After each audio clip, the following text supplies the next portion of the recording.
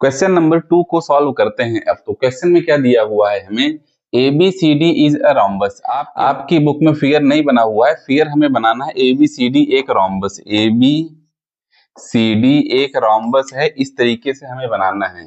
And PQR and S are the mid point of side AB BC CD and DA। इसका मतलब AB side का mid point P है, BC side का mid point Q है, CD side का mid point R है और AD side का मिड पॉइंट S है, PQRS। तो इस तरीके से PQRS एक अंदर क्वाड्रिलेटरल बन रहा है रोम्बस ABCD के अंदर।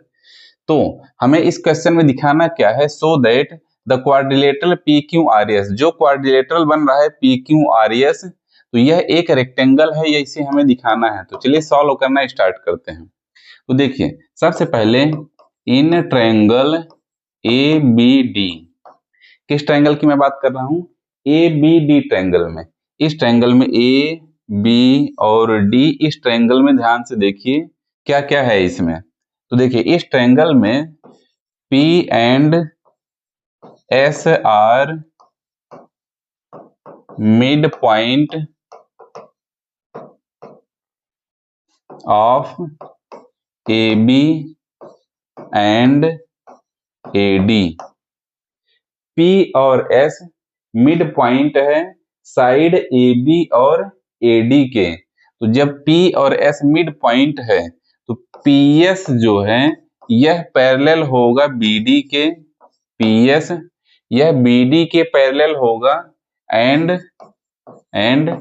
PS equals to 1/2 BD। PS जो साइड दिख रही है ट्रायंगल ABD में, ध्यान से समझिएगा, PS जो साइड दिख रही है वह BD साइड के पैरेलल होगी और PS इक्वल्स टू 1/2 BD होगा। क्यों? रीजन यहाँ पे लिख सकते हैं मिड पॉइंट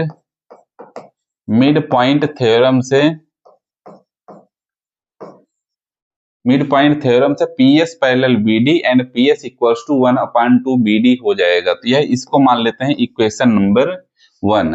अब इन ट्रायंगल, अब किस ट्रायंगल में, BCD ट्रायंगल में, ट्रायंगल BCD ट्रायंगल में Q and R is mid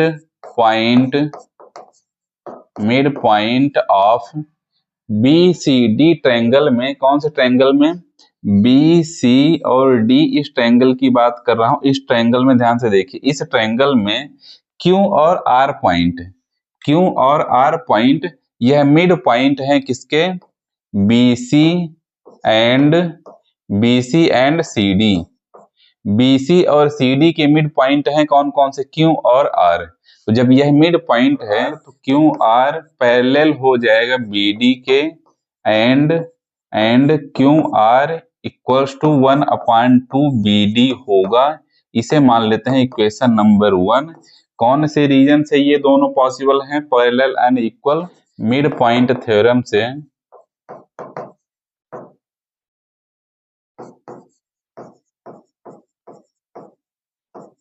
mid point theorem से QR BD के पैरेलल होगा और QR इक्वल्स टू 1/2 BD हो जाएगा। तो अब देखिए इक्वेशन नंबर 1 और इक्वेशन नंबर 2 को ऑब्जर्व करने पर आप देख सकते हैं 1/2 BD PS के भी इक्वल है, 1/2 BD QR के भी इक्वल है। तो यहाँ पे हम बोल सकते हैं बाई इक्वेशन 1 एंड 2, इक्वेशन 1 और 2 से PS जो है यह इक्वल हो जाएगा QR के एंड PS यह पैरेलल हो जाएगा QR के। PS QR के इक्वल हो जाएगा, PS QR के पैरेलल हो जाएगा। क्यों? क्योंकि 1/2 BD PS के पैरेलल है। फिगर में समझिए, PS BD के पैरेलल है और QR भी BD के पैरेलल है। तो QR PS के पैरेलल हो जाएगा। तो PS QR के पैरेलल है, ठीक है, और PS QR के इक्वल हो जाएगा। क्यों? यहाँ पे इक्वेशन नंबर 1 और 2 से आप समझ सकते हैं दोनों इक्वल हो जाएंगे।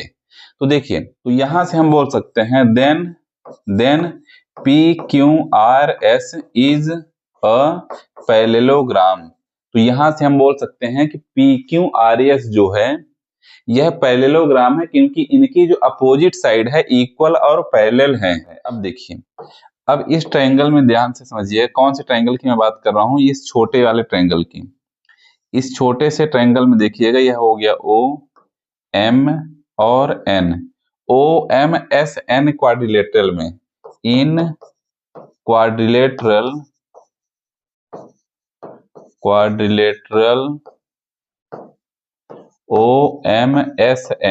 OMSN क्वाड्रिलेटरल में देखिए, यह एक एंगल हो गया मान लीजिए 1 और यह एंगल हो गया 2। एंगल 1 यह इक्वल हो जाएगा एंगल 2 के कौन से रीजन से, opposite angles of parallelogram. OMSN एक पैरेललोग्राम होगा, क्यों? क्योंकि SMNO दोनों पैरेलल होंगे। SP ABD के पैरेलल है, यह आपने प्रूव किया ही हुआ है, तो इनके पार्ट्स भी पैरेलल होंगे। उसी तरह से SN OM भी पैरेलल होगा, तो यह एक पैरेललोग्राम है। तो एंगल 1 एंगल 2 दोनों इक्वल हो जाएंगे।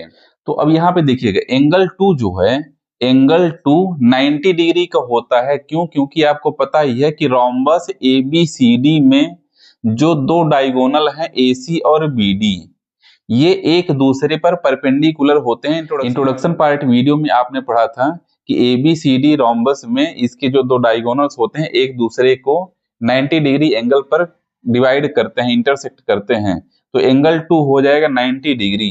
तो यहाँ पे एंगल 1 इक्वल्स टू हम लिख सकते हैं 90 डिग्री। एंगल 1 इक्वल्स टू हो जाएगा 90 डिग्री। अब देखिए, एंगल 1 जब 90 डिग्री हो गया है तो PQRS में एंगल S 90 डिग्री का हो चुका है। PQRS एक पैरेललोग्राम है और पैरेललोग्राम की एक एंगल 90 डिग्री का हो गया है। तो हम यहाँ पे बोल सकते हैं therefore PQRS is a rectangle। क्यों?